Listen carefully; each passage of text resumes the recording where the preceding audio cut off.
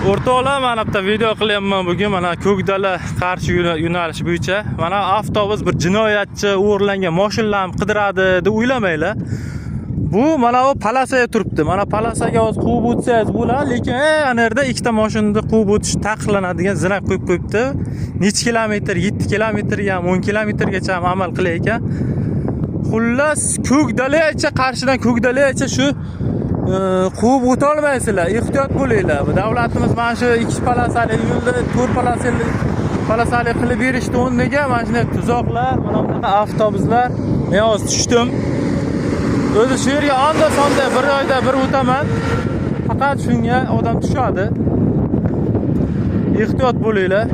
Hozir men sizlarga videosini ham tayyorlab beraman. Tuzoqni. Surat qilishdi unda tuzoq mana. Onajonim, bu barchasi avariyani oldini olish maqsadida. Avariyani olish uchun 4 palasali yo'l qilish kerak-da, tekislash kerak, narsa qilish kerak. Mana soliq to'layapmiz, gaz olamiz, gazdan soliq ketyapti. Narsa bo'lyapti. Endi shuni quvib o'tdi deb. Qayerga quvib o'tish kerak endi? Ko'kdalacha endi peshkab ketish kerak olmish. Nimaga eshak bilan chiqish kerak? Nima kerak bu? Akajon, qo'pollashmang, haligi svetofordan keyin. Eshak bilan chiqish degan qo'pollashmi? Endi siz sal noto'g'ri gapiryapsiz. Yo'q, eshak ana o'shanga men eshakga pasport